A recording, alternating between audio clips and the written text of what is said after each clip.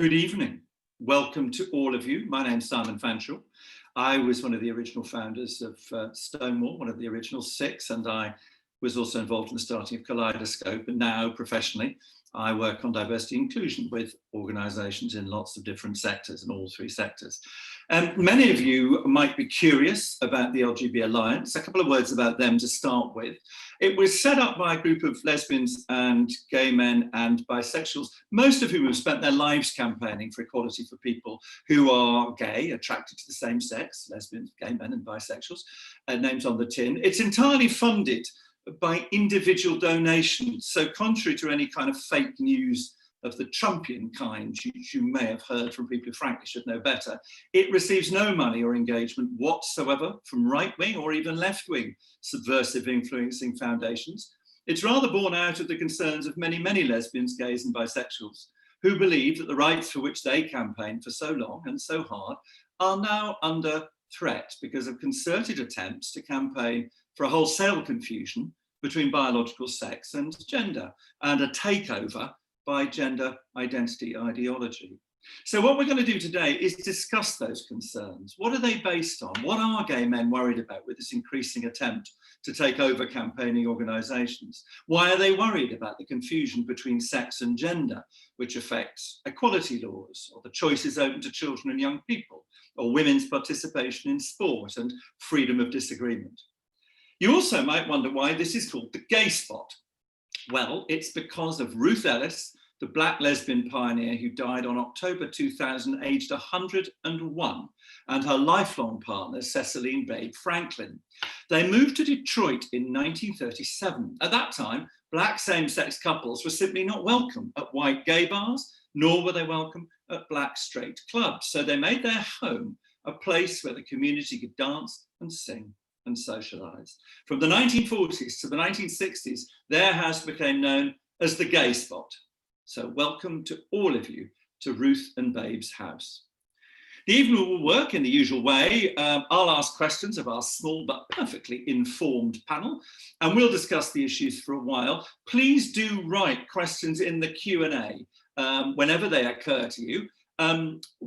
The lovely Dermot, who is hidden from you and dressed only in a pair of sequin Y-fronts, in celebration, I understand, of Saint Phileas, whose saint's day it is today, and who I understand from Wikipedia refused to offer sacrifices to the gods and was beheaded by the local governor of Thumis in Egypt.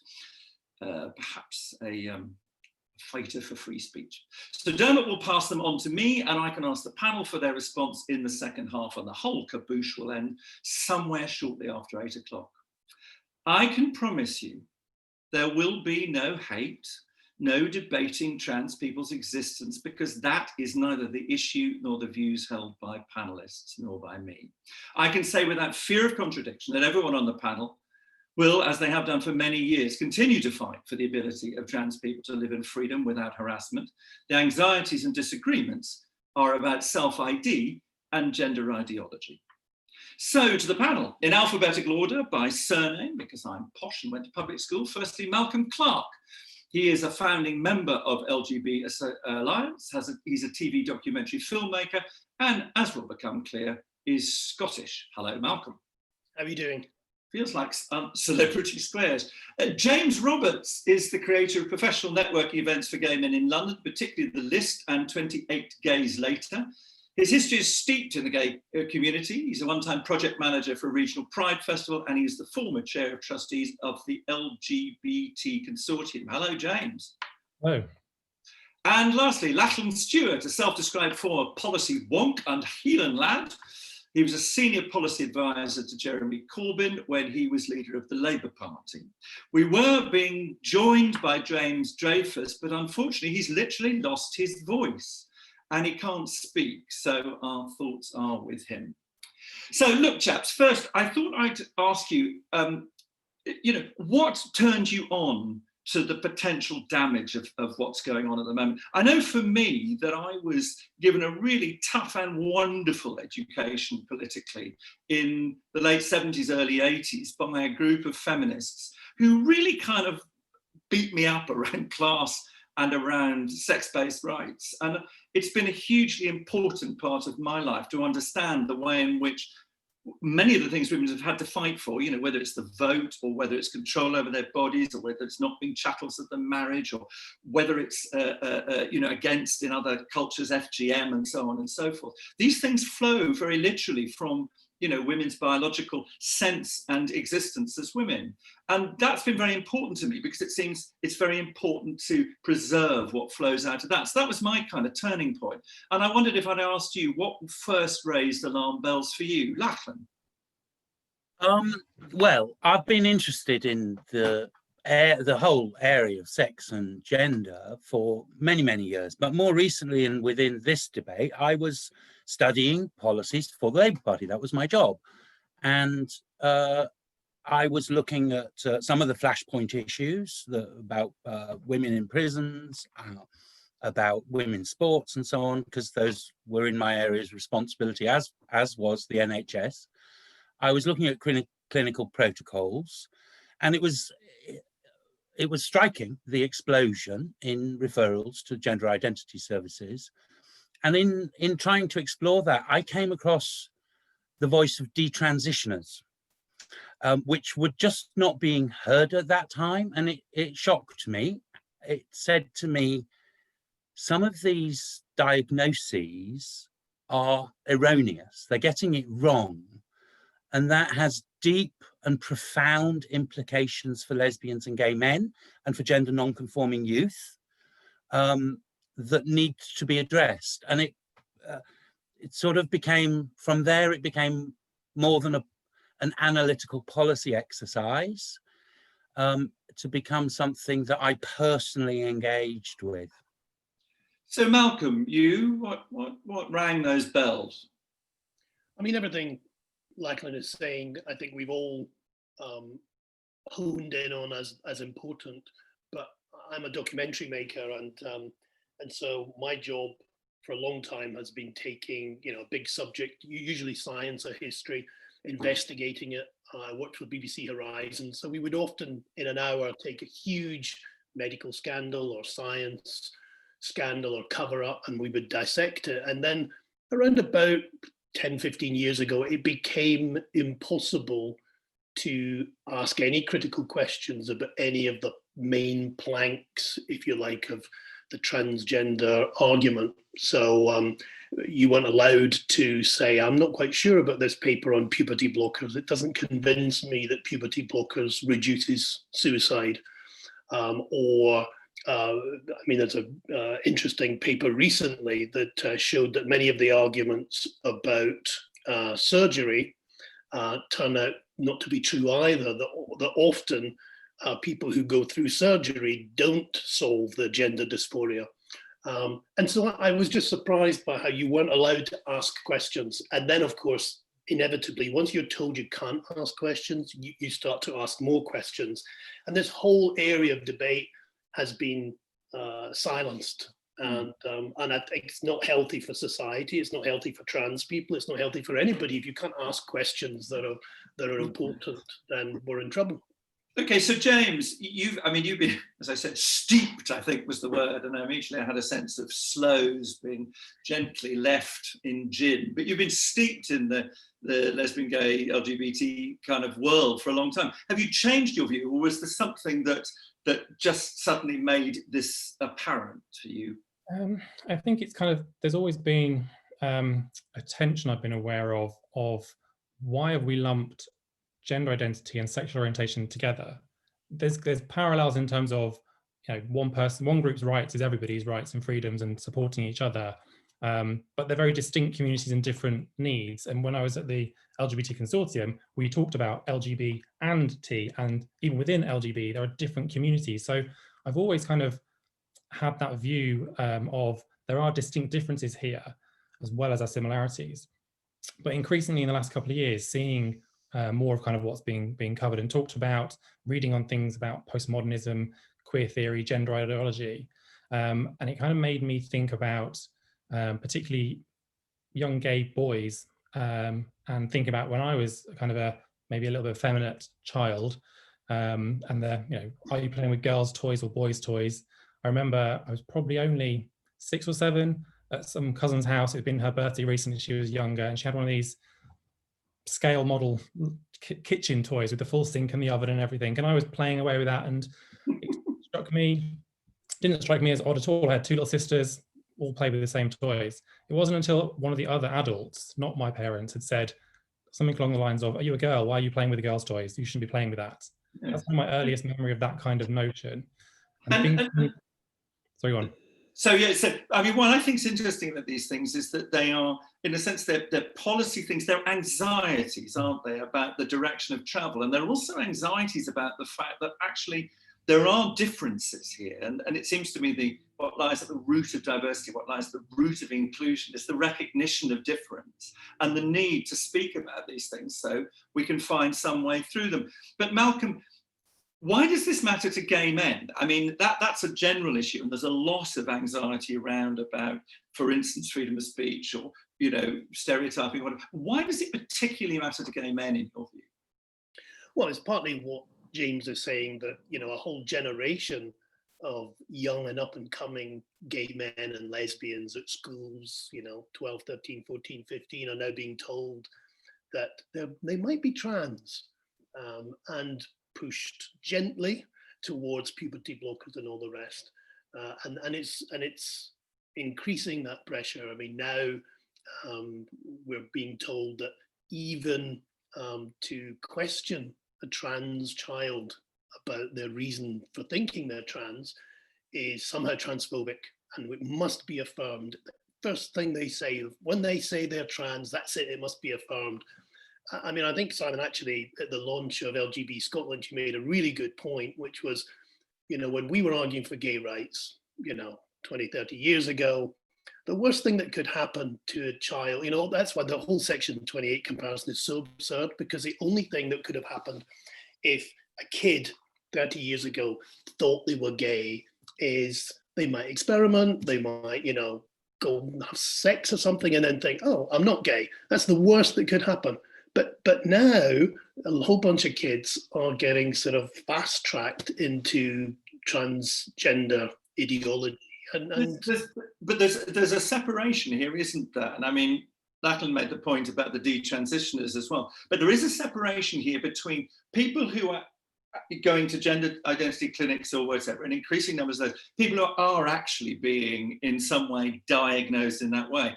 But isn't that different from a sort of more general sense that actually, instead of people coming to terms with themselves, there's a sense in which they're being told there's something, again, there's something wrong with them. In other words, they're in the wrong body or whatever. And I mean, Lachlan, was that what worried you about the detransitioners? Was it the sharp end, if you like, the diagnosis, the medical, the surgical, that drive? Or was it that was then, in a sense, spreading backwards into the more general arguments about how people were framing their anxieties in puberty and so on?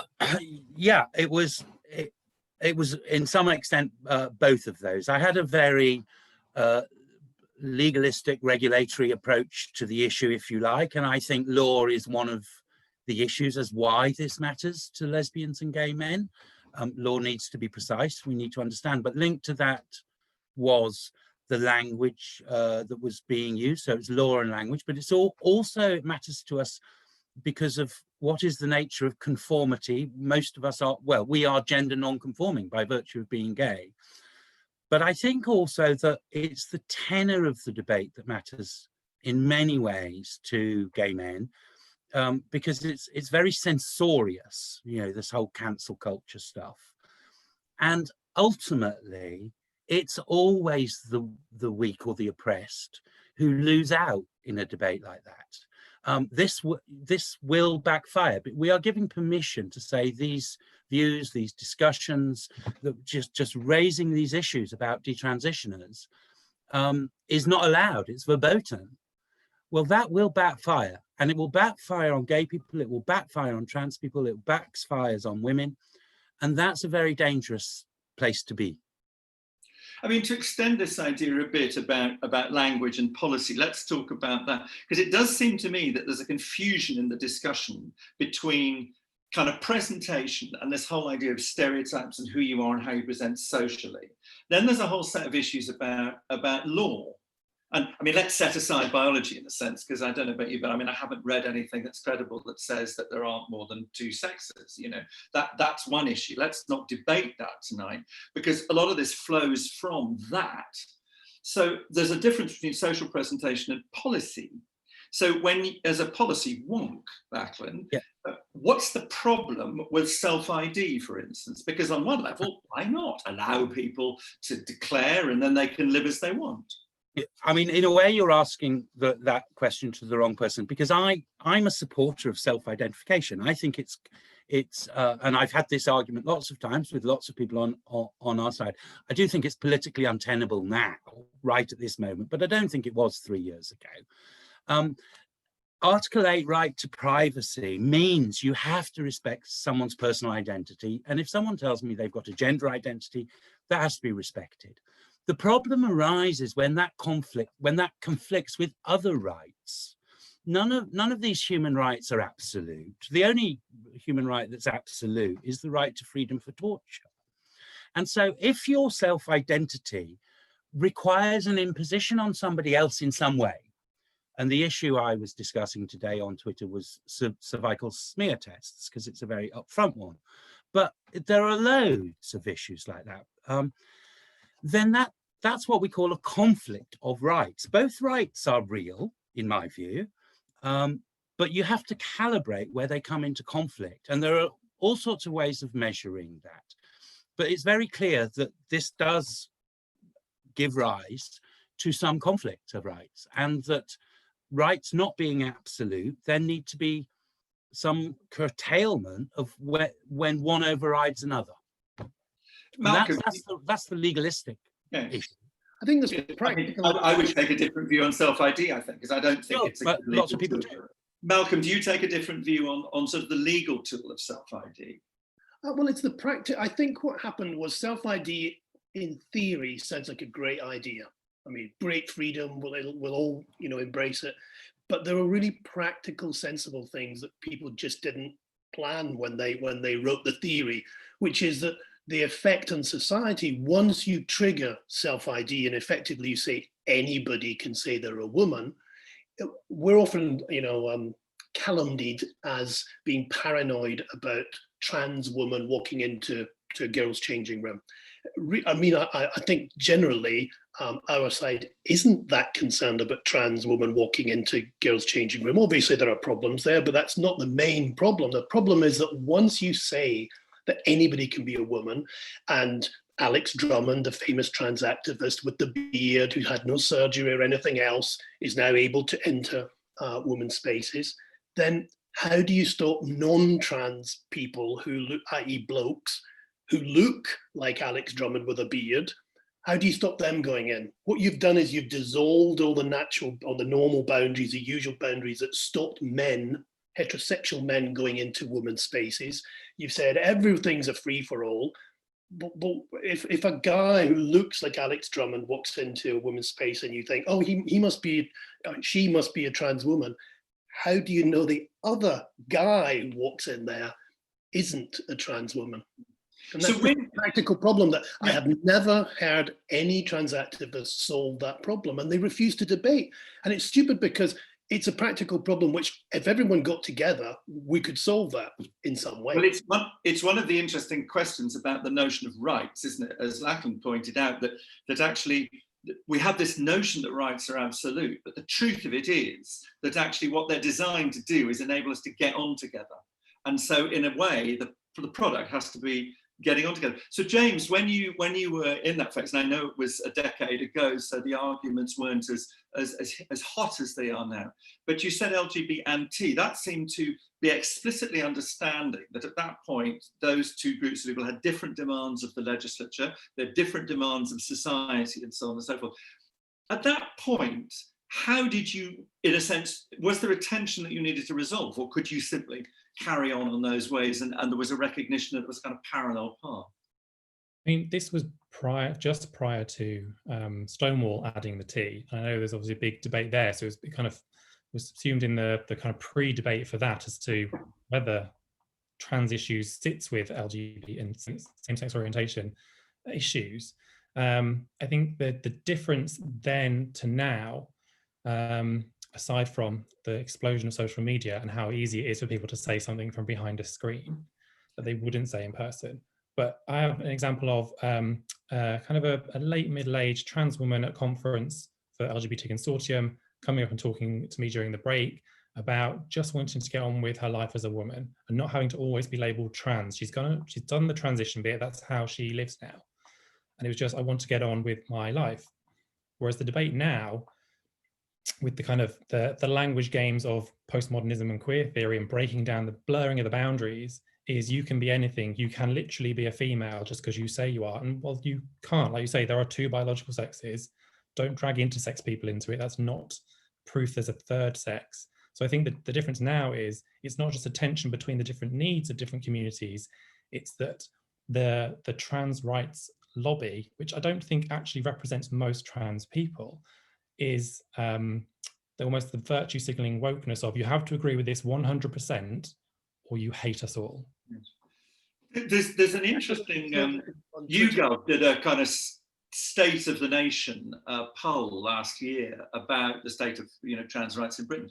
And one of the things that was very noticeable was that the general public, and in other words, most people, perceive this, and partly because this is what the legislation was designed to help with, they perceive this as being about a process of transition, albeit you've started it, but actually there's a sense of transition. And it strikes me from what you've just said and experiences, is that part of the problem, Malcolm, is that this trans umbrella, stemming from what James was talking about, this kind of absolute subjectivity about notions of identity, it's actually that's causing the problem. And there's an awful lot of people who are in the process of transition who kind of are beginning to resent the expansion of this umbrella. Is that your sense? Well, I mean, the term true scum, which was invented by some of the wilder trans activists. What does this mean? I'm not familiar. It's a term that refers to what we would all think of as good old-fashioned transsexuals who've gone through the whole process. And of course, a lot of transsexuals support us. And the term was a sort of social media invention, a derogatory term to describe these old-fashioned trans people who bothered to go through the whole transition. The problem, of course, is the public think that's what trans people are, the people who really care so much that to try to be the other sex that they will go through a massive change, and we all respect that and admire it. But that's not what the bulk of the trans umbrella includes now. I mean, I've lost count of the number of the various terms, the neutroids, the agender, the demi-romantic. I mean, that's not what the public thinks the debate is about. They think it's about that small minority of people who have gone through hell to try to achieve the sex that they want to be. And that's where all the confusion has happened. And I mean, Lachlan, isn't that Isn't that the problem with self-ID, is that there's a question of self-ID in terms of self-actualization. Who I am in the world, I'm going to behave in this way, I'm going to dress in this way, and so on and so forth, even to the extent of saying, I'd like you to call me X, Y, or Z. But there's a difference, isn't there, between that and a legal tool which enables this transition and all that goes with it. So if you think of, women's sport as an example, there is some need, isn't there, as you say, to resolve a clash of rights, which potentially in that case could end up in very serious injury or even death, might we say. So, I mean, doesn't self-ID don't we have to be careful about what we mean by self-ID and what we mean by some sense of social presentation or realising yourself in social terms? I think that there are a whole load of different options and different models. You can be very free on self-ID if the safeguards are strong and firm about it, so and I think we haven't got the balance quite right in the law as is, and we certainly wouldn't get the balance right if we were adopting some of the proposed changes. So it's about balancing rights, and you can move something at one end and something at the other, and sport's a very, very good example, but it's one of the exemptions that where discrimination would be lawful. That's the mechanism that the law has currently decided. is the appropriate balance. There are other options. That's not the only one. So I genuinely think you can be quite free on identity, because we've all got a personal identity. But if you are, then you need some fairly firm calibrations where that gives rise to conflict. Okay. Now, James, you shared playing with the sister's cooker, and actually, which is funny when you think of the number of male chefs that are around these days. I wonder if the reaction would be the same. But apart from that, what was the campus thing, in one sense, what was the campus thing you did under the age of 20? Campus probably fairly bored. I'm just thinking about kind of... Well, gender non-conforming, if you prefer. I suppose, so the after-school sports clubs at primary school, most of the boys did football. There was a few that didn't. I was the only boy that did netball. You're practically a lesbian, in other words. Yes. What about you, Malcolm? Because you're very butch, so you must have had quite a stretch there. I mean, I grew up in a really, really rough working class community in Ayrshire, where I was bullied the shit out of. So I always think it's so funny when I was disputing, whether or not LGBT groups should be in schools, and I was getting harassed on Twitter saying, "You want kids to be bullied?" I think that is so ridiculous, because I know exactly what it was like to be bullied. Okay. But the campus thing you did?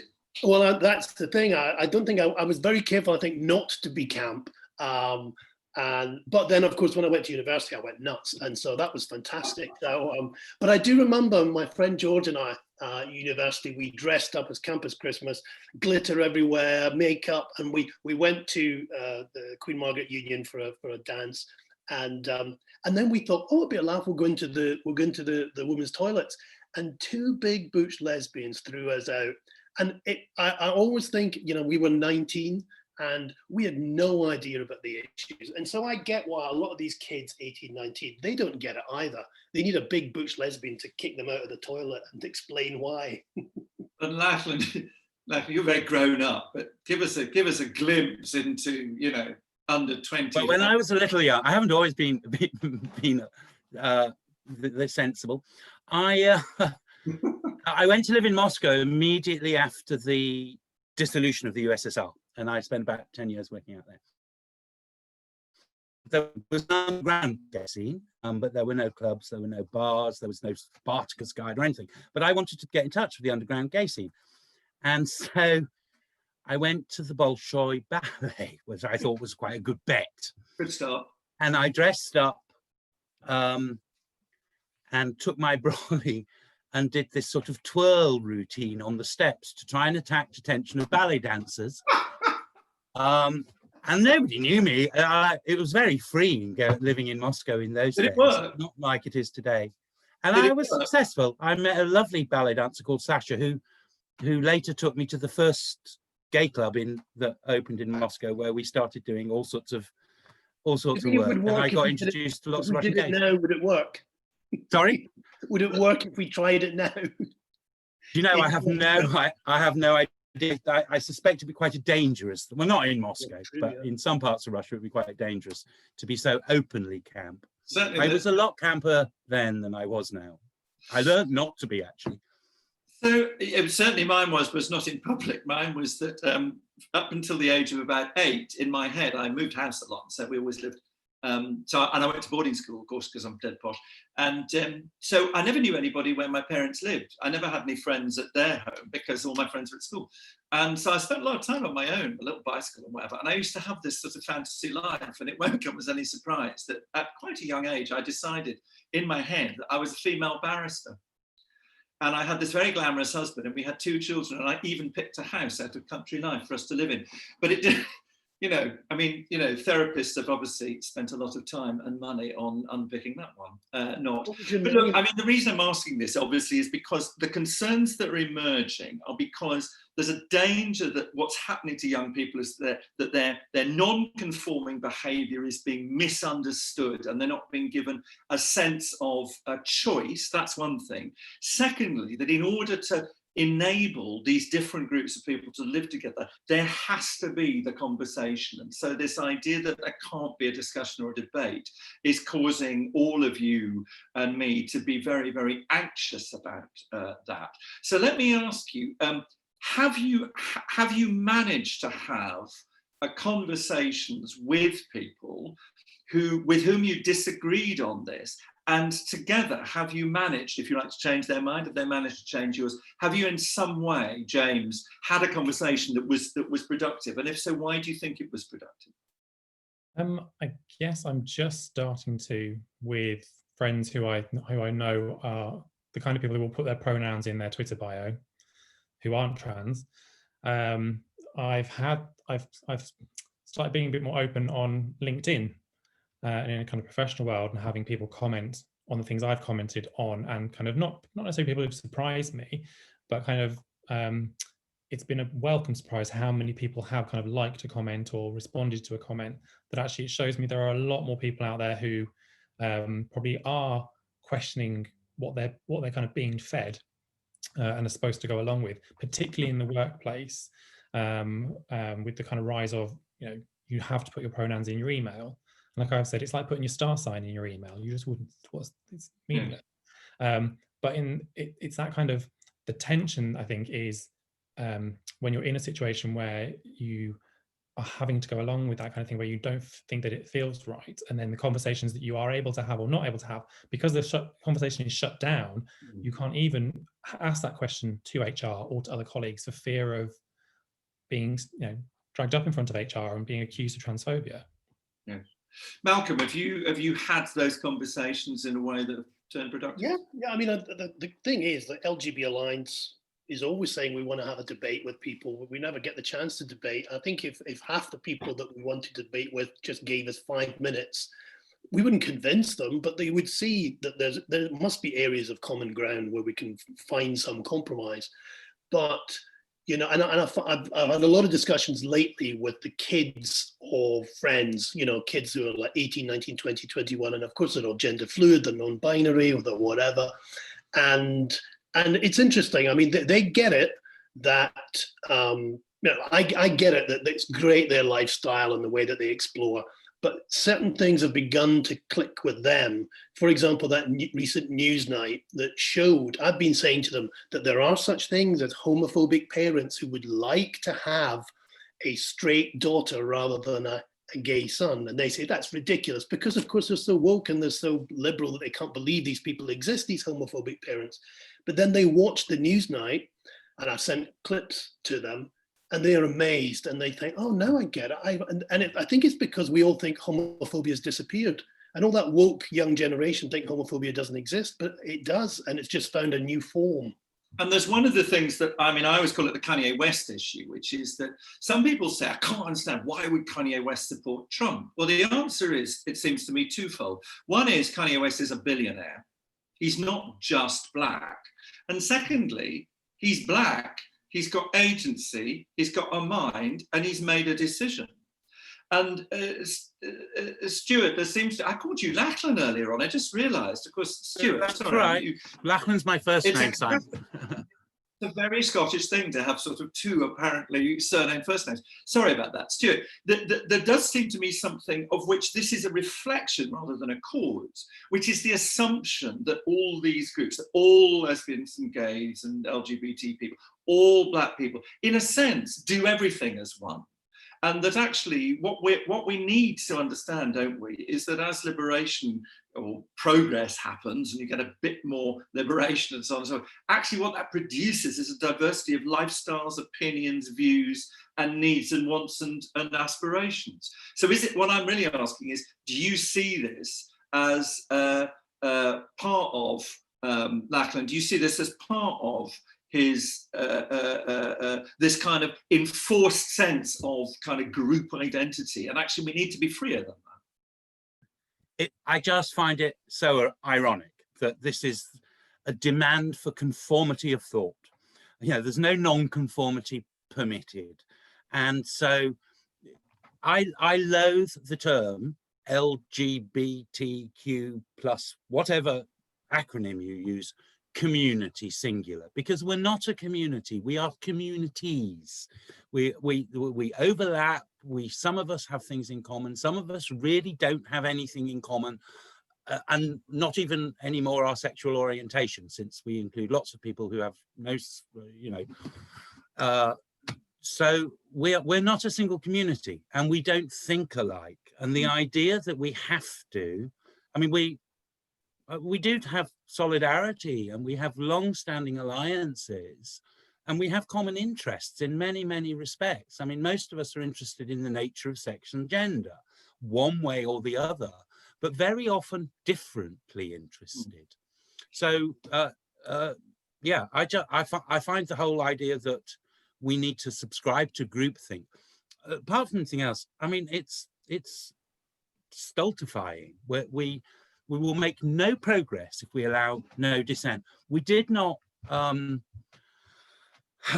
we didn't make progress in the 80s by all agreeing. We hugely disagreed. The disagreements between Stonewall, between outrage, between grassroots, between establishment, and everyone played their part. And we fought with each other all the time, but everybody played an important part in those days. For me, the turning point was lesbians and gays support the minors. For me, that was the catalyst of the modern lesbian and gay movement.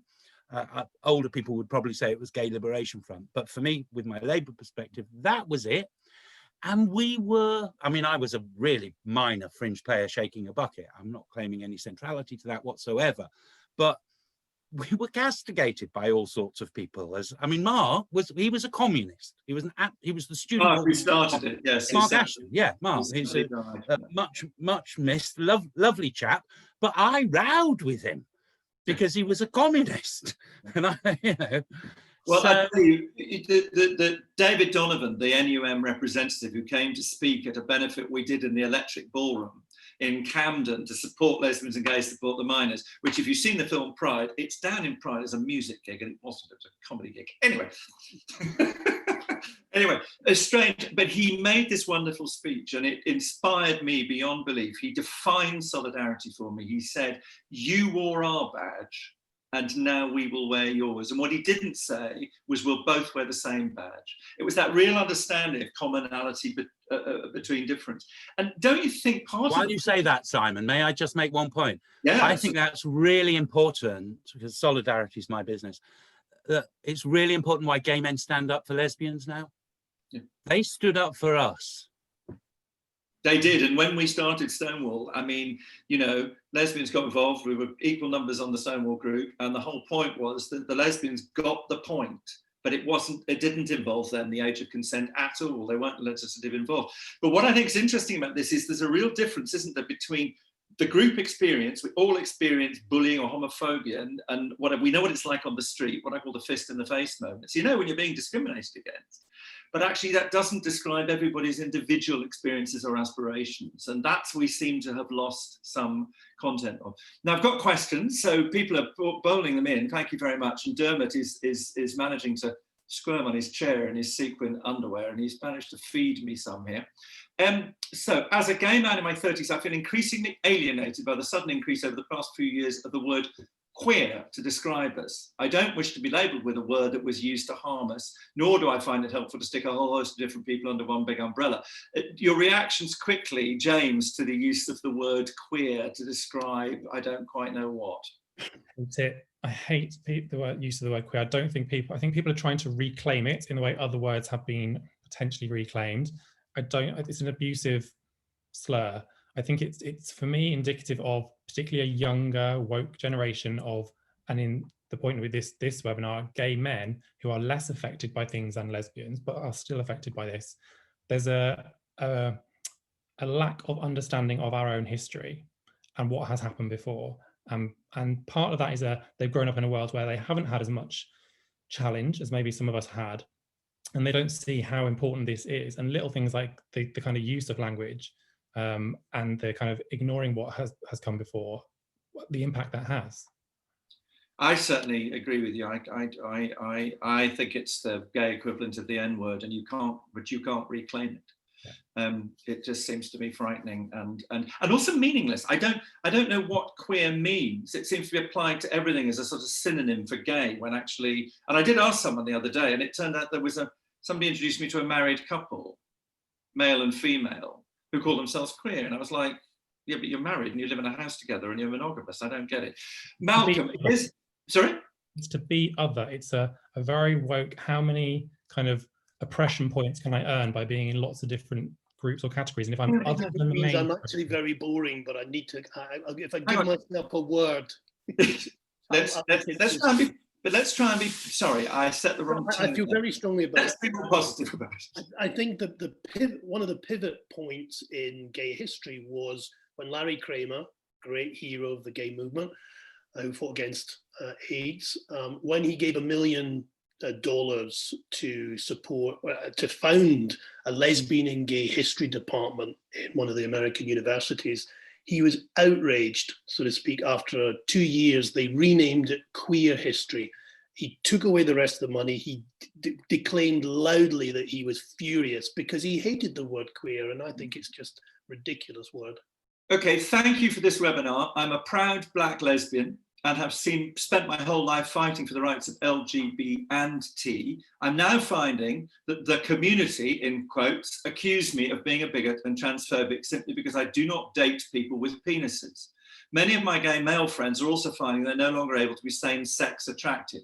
Would you agree that homophobia is now as bad, if not worse, than it was in the 90s?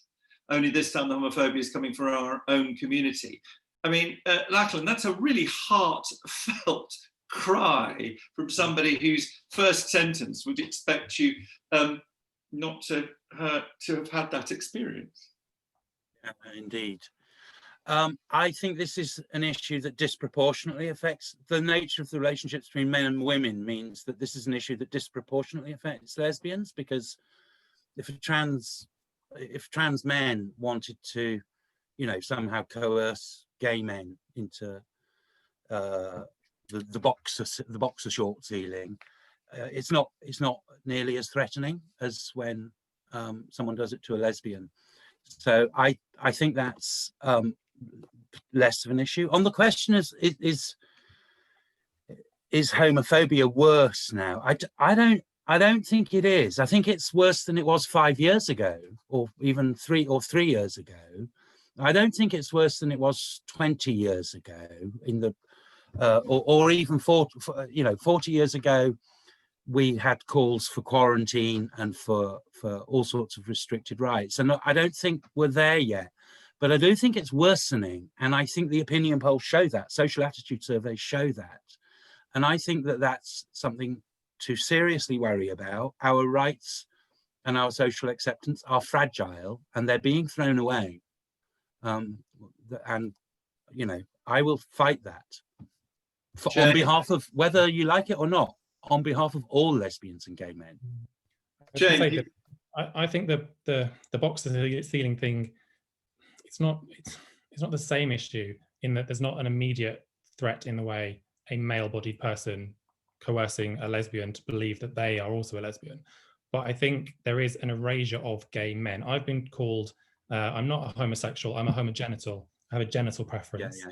Again, it's the blurring of boundaries. If sex is not going to exist because we're all a gender, same-sex attraction doesn't exist. And I think it's more subversive than, it's a different type of threat than the physical threat of a male-bodied person claiming to be a lesbian. But I think it's as insidious and dangerous a threat.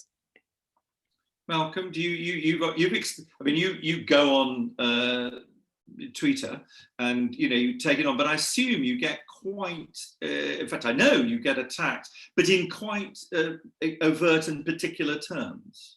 It's interesting. I agree with Lachlan. I don't think the homophobia is this as bad as, I mean, we all remember when you had to be quite careful when you walk down the street. I can't remember the last time I worried about when I was walking down the street or anybody being homophobically violent or anything. But it's a different kind of homophobia, and it's one, as James says, it actually, I mean, homophobes in the past didn't deny we existed. They wanted to beat the shit out of us. It's a new kind of woke homophobia that says we don't actually exist. So in that film last year that celebrated the 50th anniversary of In the middle, they had a little bit of trans pride, which is fine. But then there's that, I often tweet the piece from this trans activist who's a Methodist deacon, a trans woman. And she says that spectrum is a sex, and that means that lesbians and gays just can't exist. I just gobsmacked by the fact that she could say that and not think it was an issue. And then the people who made this film about pride would put it in, and it would survive all the edits, and it would be there. And basically, she was saying, we're old-fashioned and our identity or our attraction is just meaningless. There's one question here which is about a little something that happened today on Twitter, which was that Boys magazine and David, who publishes Boys, was very clear about why he had retweeted the notice of this session. And he said, I did it because our readership is gay men, and I want gay men to be able to have access to, the range of views. And it's important that we have the kind of free speech. And the question says, the work LGB Alliance is doing is crucial. Yet tonight there's been a campaign by members of the LGBT community to boycott Boys magazine purely for retweeting your event. Now the Royal Vauxhall Tavern, amongst others, have said they'll not display a copy of Boys magazine. How do we tackle cancel culture and bring other LGBT people on board? James, I mean, you've been buried in this for so long. Have you got ideas about how might we stop this, stop the cancel culture and start the debate and start an engagement? Yeah, I think it is a very difficult one, and it's not going to happen overnight. I think it's, I can't remember which of us was talking about, even if we have to speak to gay men one at a time and convince them and wake them up to this, that's how we'll have to do it. I think there's I'm really pleased to have found LGBT Alliance, because it shows there are a group of people who are pulling people together and sharing that message. It's finding a JK Rowling of gay men to kind of be out there and not JK has not been cancelled as much as everyone would have liked to, but that's not to say that everyone else isn't at risk of that. I'm in a fortunate position. I'm self-employed. You're not going to be able to write to my boss and get me fired for my views. But it's more what's most concerning, particularly with Twitter, particularly with seeing what's happened with Boys magazine on Twitter today, and the kind of repeat offenders of this kind of thing is it's a hate group. I'm not even going to engage with that. And it's that shutting down of any kind of debate. It's being written off as it's just transphobic. If you don't agree 100%, it's transphobic. And it's having to have those conversations with people on a one-on-one basis. We're not going to be able to do that on social media, because social media, by its very design, is throwing rocks from behind a safe wall. So it's having those conversations and moving the needle slowly, for people to see how important this is. So Lachlan, you're a political being to your bod. As you said, solidarity is your business. What are have you got some practical tips for the way in which people might go about this kind of transformation that we need to make again? I think it's the same as we've always had to do, which is about building grassroots links, and sometimes those are small. That might be one-to-one conversations. It might be small groups like this. I think we have to face the fact that the institutional capture is there. So if the Vauxhall Tavern wants to, not stock Boys magazine, Boys will find another outlet. I applaud the Boys decision for open debate. I don't understand how anyone in publishing can be similarly into the idea of censorship. Discussions like this, constant reiteration, organization and solidarity with other groups. This has grown enormously since 2016, maybe since 2017. And there are a lot more people now, who are concerned about this. That still doesn't make it a majority of the influential decision makers. And we all have to keep, those of us who have access to that, have to keep making those arguments to reach a resolution. I don't want to see a winner or a loser. I don't want people to end this discussion with trans people not having adequate rights, not being protected, not having, that would be a loss for all of us. So it's up to us to put forward compromises and to keep being open to discussions. Somebody's asked me about, particularly it says, how do you navigate, Simon, working within diversity and inclusion under the current climate? And it's really about this. It's one of the things that I say two things to people really fundamentally. One is that the point about diversity is precisely about the combination of difference. It's not a set of tram lines and a set of rigid groups. It's about understanding what people bring through who they are. And that's both their personality and their style, as well as their background and their origins, if you like. So firstly, that I say to people, diversity is about the combination of difference. And the second thing, the danger within the so-called inclusion agenda, is that it's become, in order to be inclusive, you have to speak like this, think like this, and behave like this, and if you don't, we'll exclude you. Now, that is not inclusion. What organisations need to be able to do is hold the ring on difficult conversations. And the other day I said this in something I was moderating, and the question came in, well, should we have room for racist voices, for instance? And I turned to a friend of mine who's black panelist, and I said, should we? And she said no. And I said, okay, who defines racism, for instance, in the context of an organisation? And we had a fascinating conversation about the difference between subjective, people's feelings and their real experience. And when I talk to my husband, who's black, about racism, I don't second guess his experience of racism. But neither he nor I would surrender the discussion to work out what to do about it to each other on the basis of our colour. So I always say that inclusion and diversity, they're all about difference. So that's the answer to that question. What about, you mentioned, Lachlan, you mentioned institutional capture, if you like.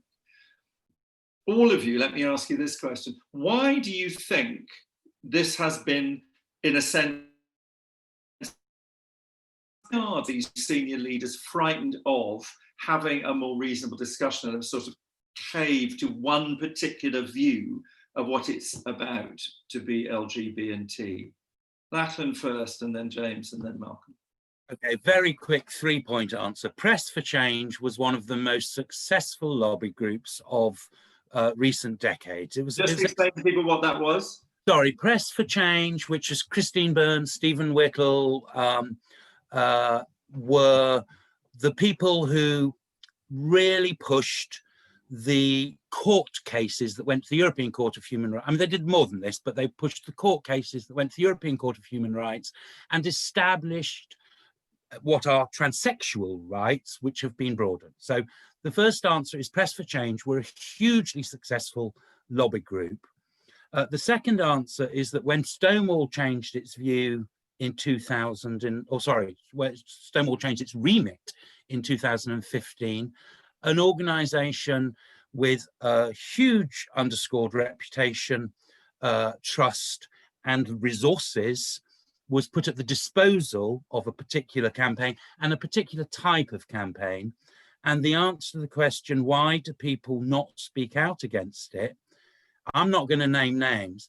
It's because some of them don't understand it and others don't care very much. Certainly one of the things I notice is that when I talk to organisations, and that happens to me the whole time, especially in the NHS, is that someone will try and complain that I'm, why they employ a transphobic person. If I have quiet, reasonable conversations, often actually I can have conversations with people who have complained. Actually, what's interesting is people are up for the discussion about how to resolve it in a really good way. James, what are your history over the period? What do you think has been the contributing factors? I think it's that this isn't happening in isolation. I think we are, and we could do a whole webinar on applied postmodernism and everything that comes with that in a woke world. Gender ideology and queer theory is just one part of that. But I think that's the context that it's sitting in, particularly in the workplace. There are other diversity group issues that it kind of relates to.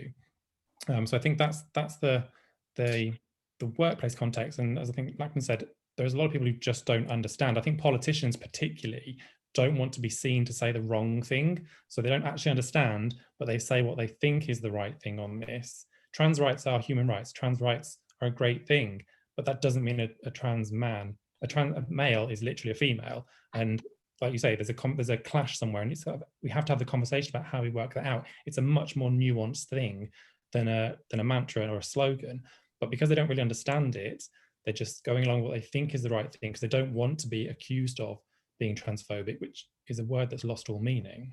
And it's interesting too, the very distinguished black historian in America, Adolph Reed, who's of a great age these days, wrote a piece once that was called, it was Dolezal bad, Jenner good. And what he was pointing out was that it appears the same people who think that Rachel Dolezal was not entitled to say, I'm black, are the same people who are saying, Caitlyn Jenner, hurrah, well done, marvellous. And actually, his point was that what does that mean? What is the basis on which we make these judgments? We're getting very near the end now, but Malcolm, if there's one thing that you would urge people to do as a result of listening to these discussions and so on, what's your ask to gay men? Oh, that's a big one. I mean, I'd say above all, I mean, just be open-minded. I mean, the one thing surely about being gay is that we're not supposed to be the conforming sort of closed minds. It was only because we were willing to challenge what we were told was normal when we were kids that we are who we are. And so I would say, you know, channel your inner gay and you know, question authority and find out stuff. I mean, I think it's really important that we don't impute the worst motives to people. So I try really hard, you know, because we get involved obviously in big Twitter arguments, and you know, you can think that's the enemy and we're their enemy, and it's a really bad place to get drifted into. I like to, on the capture thing, I would say that a lot of institutions and people buy into this stuff because people really want to be nice. They want an opportunity. You know, if you run a school or you run a health board or whatever, and Stonewall comes in and gives you all this training, you think, oh my God, I've got a chance to make a difference and be nice and kind to people. And so they're not trying to be bigoted or anti-gay or whatever, but they're buying into this stuff, which has, unfortunately, dangerous stuff embedded in it. Lachlan, your ask of gay men? You're still muted, my love. Be honest, remember, and particularly remember what it was like growing up to be gay yourself, and what it is like to be a gender non-conforming person, and how distressing and confusing that can be, because it was for most of us. Bear that in mind and engage honestly. And James, last thought, and then perhaps, I understand somebody said that there's some kind of men's group meeting afterwards, which I think you can describe to people what it is. So perhaps you would say your ask to gay men and then tell them where they can go to channel. My ask would be to any gay men or anyone watching this, but particularly gay men, speak to your gay male friends about this. You don't have to have a long, involved debate. You haven't got to kind of disprove or prove every single point. You can pick out a couple of things that there are common myths that you can kind of correct them on. I know there's a big piece that people talk about. For straight men, it's about sport and transgender women in sport, and it's the first time they've thought about that. I think it's just finding those little things to talk to your friends about. I mean, for me particularly, it's the puberty blockers and transitioning, or you know, potentially gay kids ending up going down a trans route without kind of question, is an area I kind of try and bring up because it's an area people haven't thought about and they can relate to. So I think don't be afraid of having the conversations with people. Okay. And this after party? Yes, so there's a group of gay and bisexual men on Twitter who got in touch. They do book clubs and various things like that. They're opening their Zoom room once we're finished on this webinar. So we're going to put the link to that. I think we put the link to that in the chat. So any gay and bisexual men that want to kind of go into a Zoom chat and speak to and see other participants about the issues we've been talking about, or about the challenges you've had in being kind of gender critical in the world, there'll be that session following this one. Great, thank you. And Malcolm, just on behalf of LGB Alliance, perhaps you could tell people, you know, what's the plan for next year and how they can help. Oh, I didn't know I was going to get asked that question. You were told. You were told. Well, we're putting in a number of legal documents and challenges to institutions like the EHRC. We've been, believe it or not, we were on a Zoom call with the United Nations Committee. We've been talking to MPs, MSPs. I mean, behind the scenes, we talk to a lot of important people for some hate group. I mean, if these people thought we were a hate group, they wouldn't be talking to us. And so we've got a lot of bold plans. Go to the website and look at all our stuff. So is the theme of this, from what I understand what you're saying, is the theme of that, that what you're trying to do is open up the discussion that we've all been saying is really, really needed? I mean, in a sense, is that the central kind of theme of what you're you trying can see to the do? difference between last year and this year. It's a completely transformed situation. We're so much more coverage. I mean, the fact that boys placed that tweet is surprising enough, but look how paranoid the reaction was. That shows you that the other side is really worried. And but in a positive sense, what you're saying is that, I mean, I'm just trying to get a kind of positive last moment, which is that what we're really trying to aim for, presumably here, is an opening up of this discussion, not a series of attacks by anybody. And the LGB Alliance is I mean, it certainly has been said to me that one of the things that you must, you know, what's important is that you keep it positive, and people have said that a lot to me. yeah, well, I mean, you only have to follow our Twitter account to see that we try to be as positive as possible. We're open to discussion. We've never said no to anybody discussing with anyone. And I think it's just incremental change, bit by bit, by being respectful of other people and being positive. You convince them by your attitude. And can people get involved? I've been told by our lesbian overlords who run LGB Alliance that I've been given my marching orders here. I'm supposed to tell people to donate, and I'm supposed to read out the website address. Can I do that? I guess so. It's your webinar. Donate.lgballiance.org.uk. That's where to donate. Right, I've done what I'm supposed to do. Well done. You've done your thing. Lachlan, James, Malcolm, thank you very much indeed. Pleasure. I've certainly learned something, and I feel I think about this far too much. So thank you very much. And I thank you to everybody for watching and listening. And thank you very much for the questions. They were very heartfelt.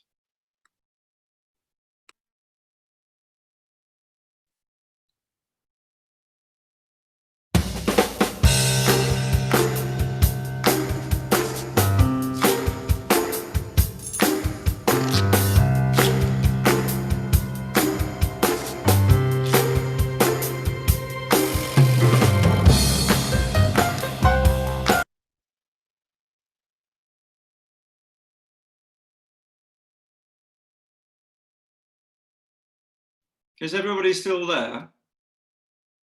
I'm still here. The others are gone.